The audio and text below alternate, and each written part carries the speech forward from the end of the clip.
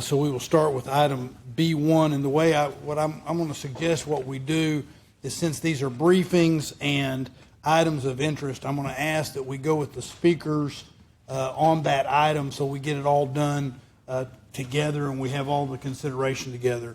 So I'm going to turn to the city clerk because we have speakers signed up on item B1 and ask that the speakers be recognized. Thank you, Mayor. Betsy Greenberg and Travis Schneider. You will have 2 minutes.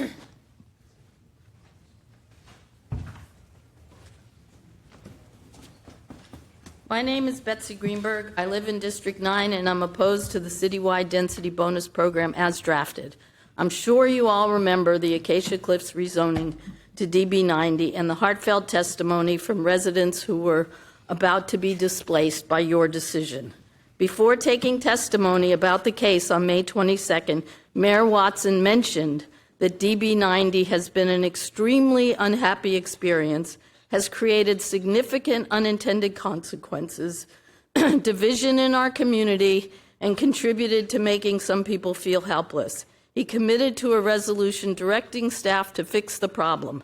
Councilmember Fuentes agreed and expressed support for looking at one-for-one replacement on affordable units. The resolution on this issue was passed on June 6th at the same time that the Acacia Cliffs rezoning was approved.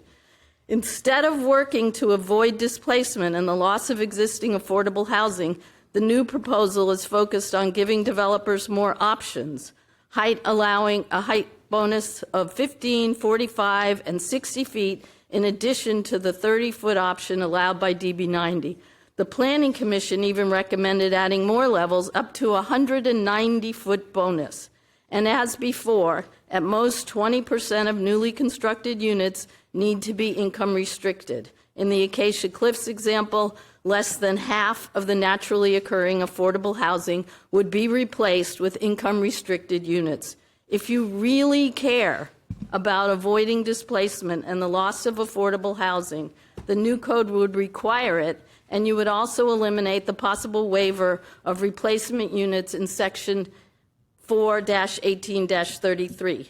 Please direct staff to work on eliminating the pain that DB90 has caused instead of exacerbating the problem. Thank you. Thank you.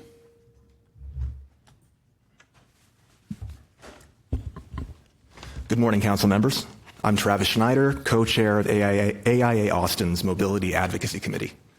Currently, the Design Commission is proposing an updated set of urban design standards to integrate into the updated Citywide Density Bonus Program.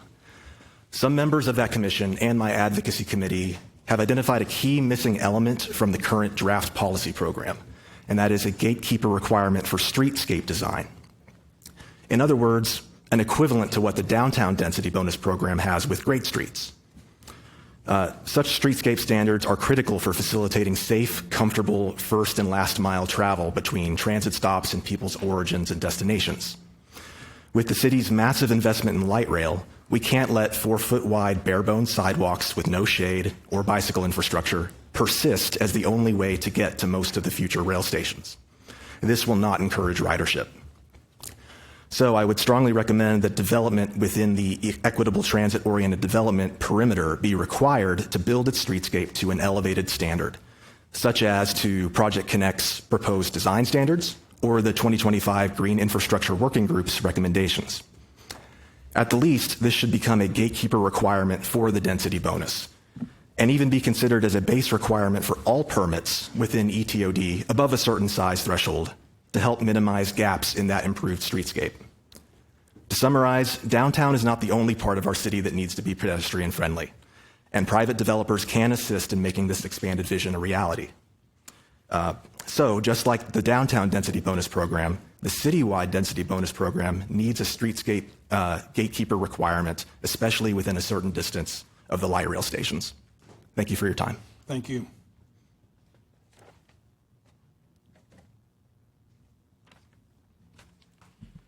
That completes all speakers on item B1. Great, thank you. Then we'll go to the briefing on item B1. Members, just by way of some information, Councilmember Fuentes has had her baby this morning. So we all want to say congratulations to her. That's just wonderful, and what a great time of life.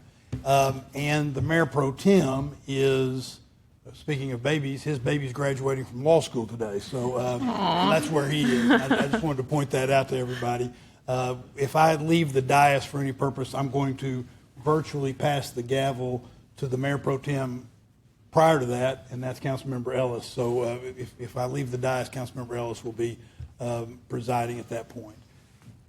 Thank you for letting me divert us. No, good morning, Mayor, council members. That's a hard announcement to follow, so hopefully we'll keep you as excited with this presentation as that announcement.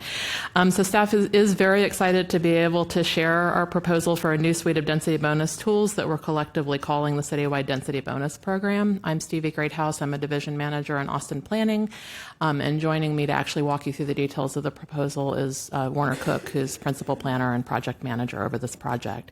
This proposal reflects several years of engagement with stakeholders and the public and builds on work that began with the development of the equitable transit-oriented development density bonus. Moving forward, these tools would be available to property owners instead of vertical mixed use or the density bonus 90 DB90 tools.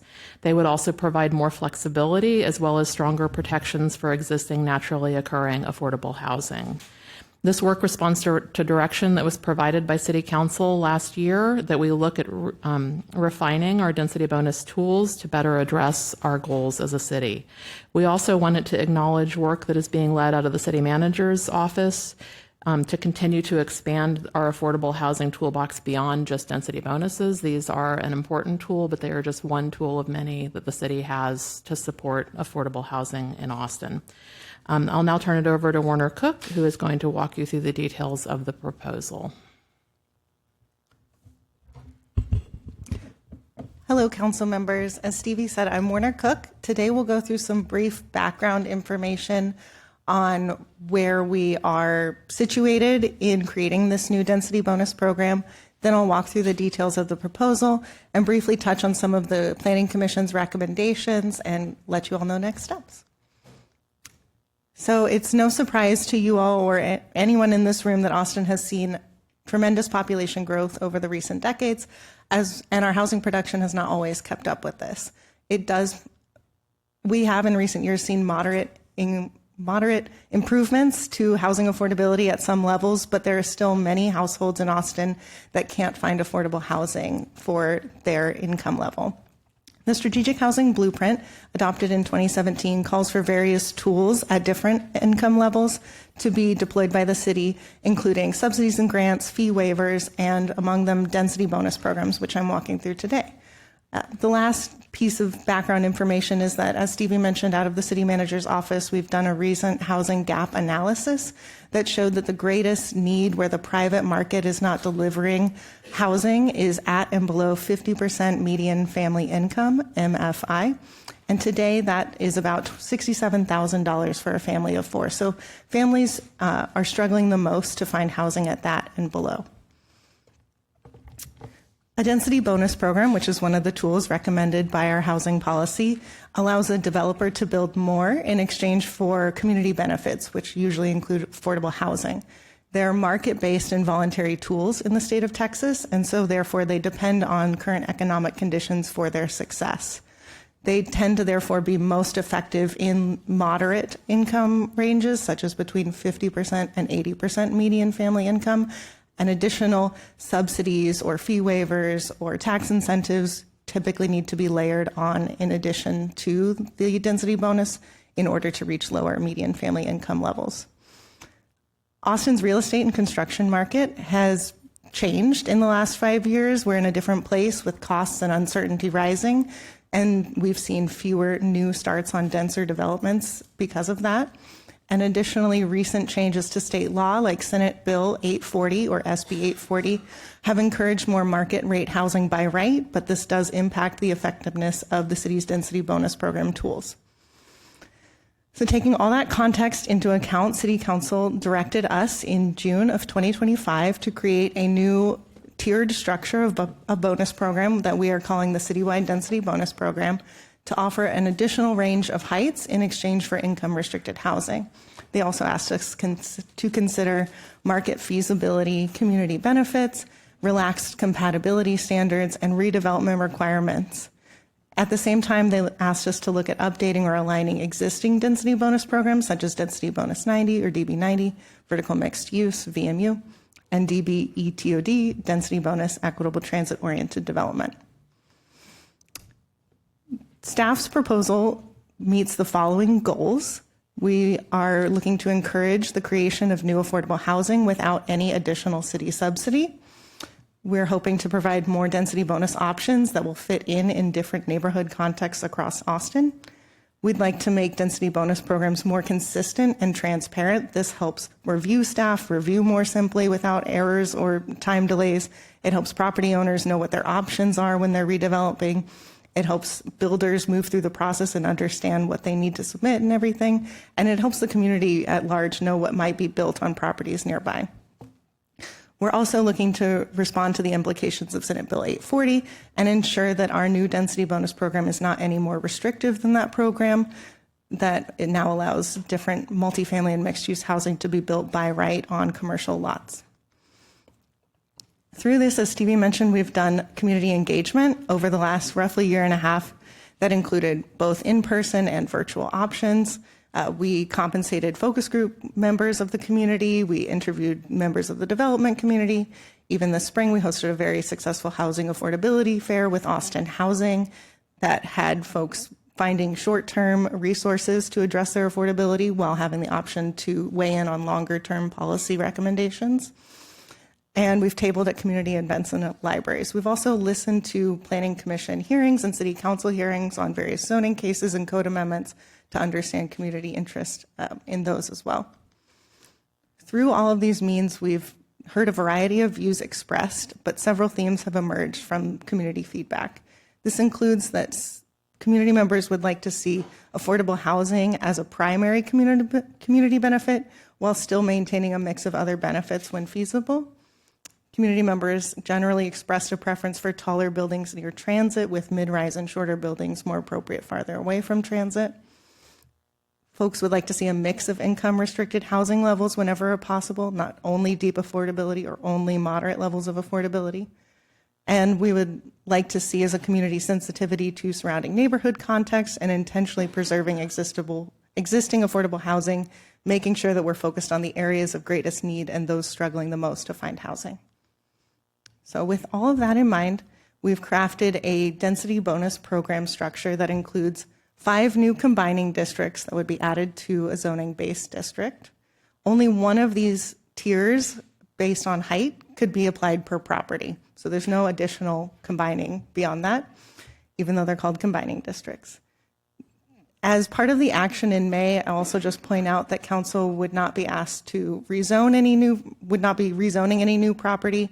And then similarly, as Stevie said, we would be retiring the density bonus 90 and vertical mixed use zoning districts going forward, basically not accepting any new applications, but folks that already have those entitlements would continue to be able to use them. The 5 new tiers that staff proposes range from no additional height beyond a base zone to up to 60 additional feet beyond a base zone. And these align with some of our existing programs' height while adding 2 new tiers in between for more flexibility. The new zones would be applicable on various commercial and office base zones throughout Austin.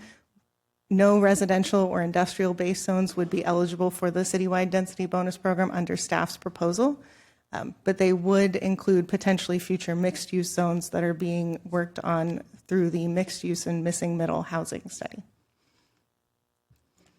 So as I mentioned earlier, typically these programs need to balance the needs of community benefits with the additional entitlements in order to entice developers to choose to use this rather than their by right redevelopment options. So I'll walk through each of these benefits and entitlements.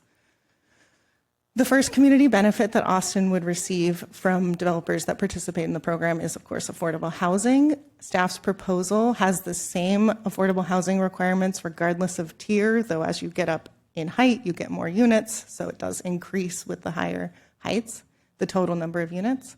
For ownership, we would recommend that 10% of units be affordable at 80% median family income for 99 years and allow a fee in lieu option. For rental, we would recommend that 10% of units are affordable at 50% median family income for 40 years, and that these units be on-site only with no fee in lieu allowed. And again, this aligns with our understanding of the greatest current need being at 50% median family income and below. We would also require that developments that redevelop existing multifamily housing would comply with the tenant protections outlined in Chapter 418 of the city's code today. And I'll just note that there is a minor update to that being recommended on the same timeline as the Citywide Density Bonus Program. There'll be two separate agenda items on your May 21st meeting. But today in City Code, what's required would be tenant notice, 4 months rent, and fees to the tenants that would be displaced due to redevelopment using the bonus program, moving expenses, and some additional kind of lease-based and security deposit protections. Additionally, and this is a difference with Density Bonus 90 today, is that the new program would require an increased threshold for affordability when redeveloping lower cost existing affordable housing, also known as naturally occurring affordable housing. Existing code would require either a 1-to-1 replacement or a 20% of the new development, whichever is lower. So that basically results in somewhere between 10% and 20%, depending on the number of existing units and the number of new proposed units. The final community benefit that we would recommend is that there be various active and mix of use standards. So we're recommending that at least 65% of the development be residential and that 35% could be non-residential. And this aligns with Senate Bill 840's new by right entitlements. And we're moving forward with a recommendation to activate the ground floor of a building frontage, with 75% of that needing to contain non-residential uses, though we would continue to allow for a site-specific waiver at the time of zoning. This is just an example of how some of the different height tiers could stack on top of an existing limited office building.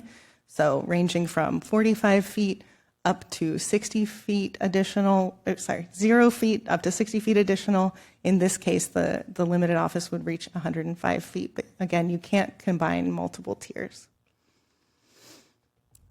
We're also recommending relaxing compatibility standards for the new Citywide Density Bonus Program. On the left of this screen, we have Article 10 compatibility that applies by right.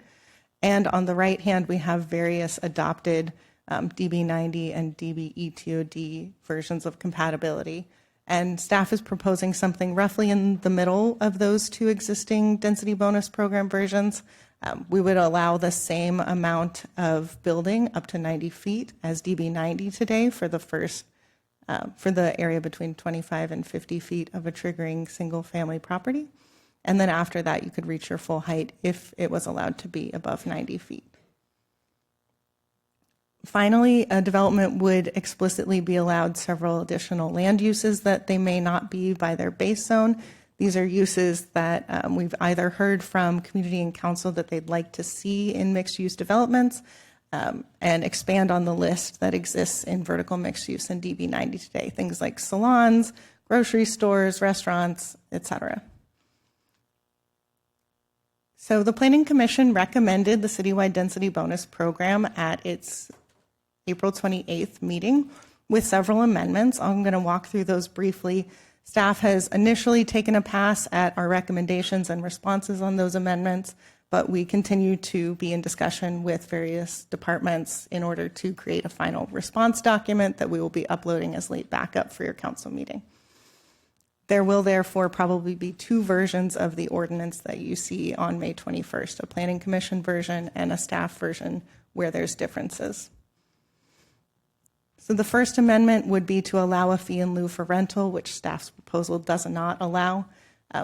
We're not recommending that at this time generally because it would be administratively complex as well as against our goals of geographic dispersion for affordable units throughout our community.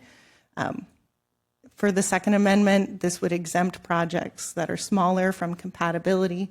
There's a few recommended changes there, but staff generally agrees with that recommendation. The third Planning Commission text amendment would recommend a scaling factor that's different from staff's. Our step up is every 15 feet in height, and they're recommending an every 25-foot step up in height. This doesn't create a good replacement for DB90 or a lower tier than DB90. It goes up to 85 feet. So that's one of the reasons that we're not necessarily recommending it. Staff is neutral on the idea of creating taller bonus heights, and if council would direct us to do that, we would be happy to create those as part of the final ordinance. One of the amendments was to allow developers to round down instead of up for fractional requirements. We calculate 10% of your total units, and sometimes that results in a fraction. Our current practice is to round it up, and we continue recommending to do that and to ensure that we're always getting at least 10% of units. And then finally, the recommendation to allow the citywide density bonus on multifamily lots. Staff continues to recommend only allowing this on commercial lots, though the missing middle zoning districts that come forward may also result in having a density bonus program that's tied to these smaller multifamily lots in a more tailored way.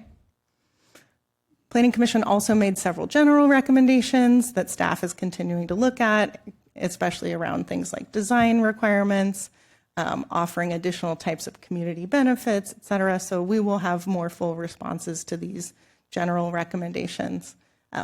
For instance, one of them is to consider parking limitations. Council has already directed that through an item on its May 26th council meeting for staff to look into this. So we're continuing to consider these in this as well as future work. Finally, we're here in May. We're briefing you all, and we will be back for council consideration on the 21st. And with that, if folks are just hearing about this or want to dig in a little bit more, we do have a website, www.speakupAustin.org/citywidedb, and we're happy to take any questions. Thank you. Thank you. Members, if you have questions or you want to make comment as part of the work session, let me know. Let me ask now, is there anybody who wishes to be recognized? Councilmember Alter. Thank you very much. Wanted to just kind of go back to where you started on kind of the why in all of this. We saw how DB90 was working, and not just DB90, all of our disparate density bonus programs. And so I wanted to first just underline something that you kind of touched on, but that is that density bonuses are intended for non-public dollars to basically create affordable housing. Is that correct? Yes, that's correct. And so we are, often presented, usually through HFC, where we're deploying our bond dollars to these affordable housing developments across the city. Those are, great. We need more of them, but we don't have enough bond dollars to build the amount of affordable housing we need as a city, right? And there's always additional need, is my understanding, yes. Yeah, and so, and we have some programs that are not density bonuses. I don't know if, would Affordability Unlocked be considered a density bonus? I guess technically. Yes, it's a density bonus program. It operates very differently, so we generally don't discuss it, but it is available citywide. Right. But even a program like that, we have only seen projects come through with much, that program has a very high level of affordability required, 50% of units. And the only projects we've seen there at that level of affordability have been with some kind of public subsidization using bond dollars or other public money, not just exclusively private. Is that correct? Yes, that's my understanding. They generally opt for low-income housing tax credits or some other means of subsidy.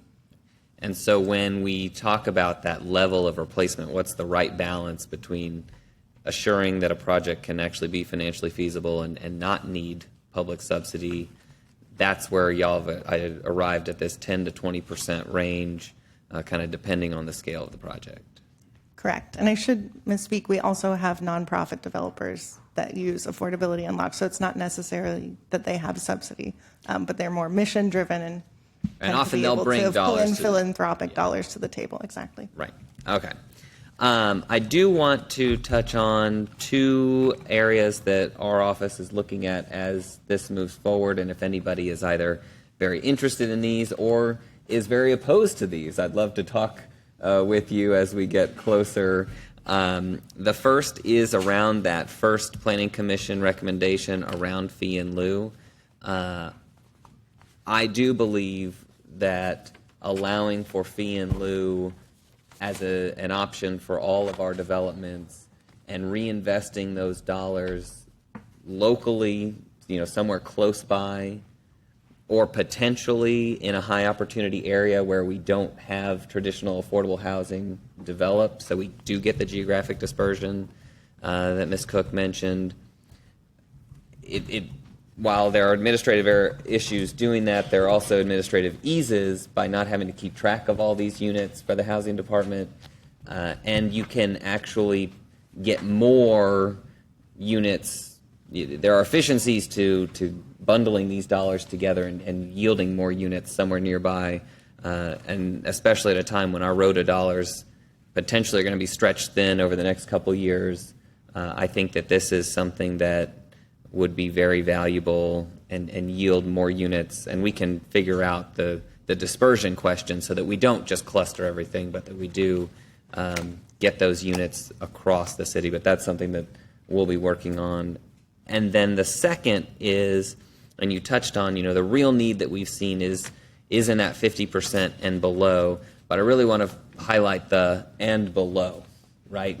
It always sticks out in my mind every time we get the scorecard from Housing Works that 1% of our housing stock meets the needs for people who are earning 30% below, but 17% of our population has that level of need. And so that disparity is great. And when we say 50% or below, we really know that's going to mean 50%, right? No developer when they're making their books work is going to say, well, I could do 10 units at 50%, but I'm going to actually do 10 units at 30%. Unless they are mission driven, they're just not motivated to do that. And so I would like to look at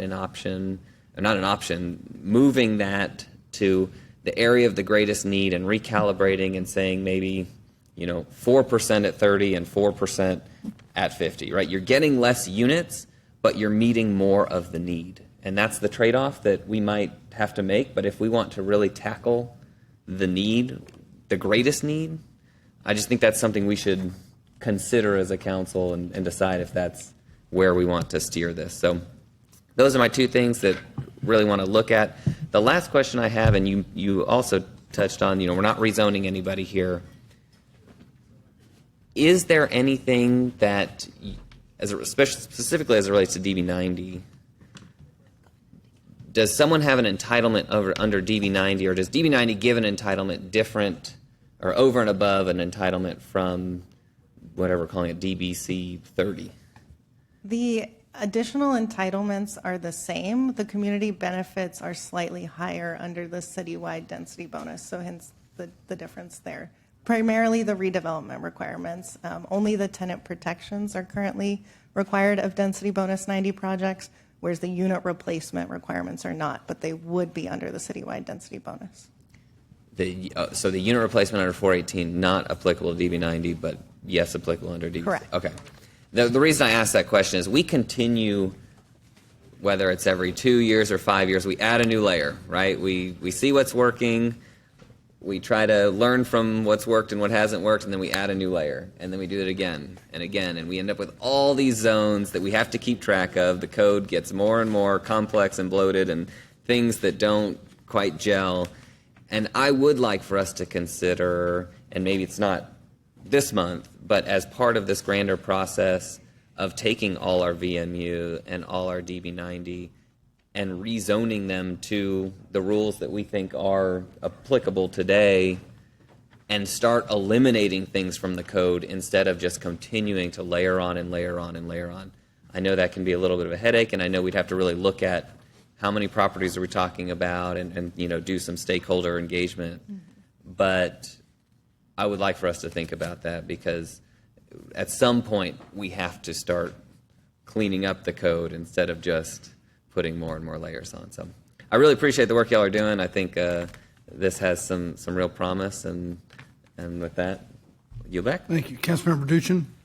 Thank you, Mayor. I've got two questions. One is on slide 14, where you have the breakdown between ownership and rental of the units. And it seems like there's a pretty big gap there between how we're analyzing the rental units, whether it's fee in lieu or the percentage of MFI versus ownership.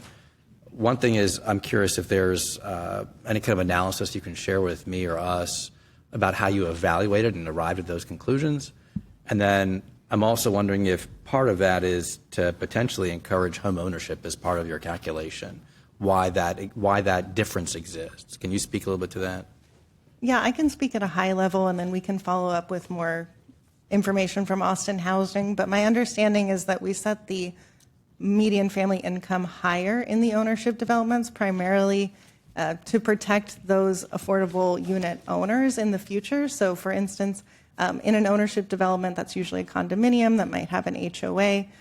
Those fees or special assessments that an HOA may have for the full condominium are not something that the city can continue to have any authority of after the sale of the unit to the lower income homeowner. And so since they would only represent 10% of the total condo association, they wouldn't necessarily be a large enough voting block to say, hey, no, we don't actually want to renovate the pool right now. That would be too expensive. That's one instance. The reason that we also set it at 80% MFI, that's why we allow fee in lieu, the example I just, so that we don't set up low-income homeowners for difficult times, and we collect those fees and then put them into a development with more low-income home ownership options that has a little bit more protection. On the 80% median family income, my understanding is that generally it's challenging to find a traditional mortgage product for folks making incomes lower than that. And so therefore, that tends to be the area, the sweet spot of the lowest MFI that is also able to qualify for a lending product. Okay, thank you for that. And yeah, it would be great to follow up and get whatever other analysis that you've prepared that helps me better understand those options. The second question was on slide 16 about the redevelopment requirements, where you have that scale between or spectrum between 10 and 20%, depending on the specifics of the project. I'm trying to figure out how you're defining affordability in that case. So for instance, the examples that are on here, are we talking about affordability or looking at projects that previously qualified for density bonus programs, and that's how you're getting those numbers? I'm asking in the context of there may be projects that are market rate affordable, right, at much lower affordability at 100% right now, just based on their age. But I'm assuming under this model, most of them wouldn't qualify for new affordability. So we're recommending the existing code, which was adopted in May of 2024 for this provision. It has not yet been triggered because it only today applies to density bonus ETOD, and we haven't made it all the way through a site plan for that density bonus project. But what I will say is you basically would look at the apartments that are in a complex at the time of redevelopment, those that are renting at rates affordable to 70% median family income and below, regardless of the income of tenants in there, whether that's lower or higher, would be kind of that would be the total number of existing units that would qualify. In your new development, we would still calculate what 10% of your total new units are. And in the case that your existing qualifying number at 70% is higher than the new 10%, you would be required to have additional income restricted units up to a maximum of 20% of your new development. So there's kind of a limit on that one-to-one replacement. And you either hit it or you don't. And if you hit the 20% before you get to full one-to-one, those new units per code today would be restricted to 60% MFI and below, and they would actually have to have qualifying tenants in those units. Got it. So just to make sure I understand, this is based on, you said, the 2024 DB programs, what's already qualified or was built under that code. But in the case of units that are just aging and were not built with that code, this really wouldn't apply. It's regardless of whether they were originally subsidized or incentivized or just fully market rate. So it's just whether the units are naturally occurring, affordable, and available at 70% MFI and below, or they were created through some kind of bonus or incentive. It's agnostic. Got It's it. just what the units rent for today that we look at. Okay. All right. Well, I'll follow up and try and get some more details on that as well. Thank you. Other questions or comments? Great. Thank you all very much. Thank you.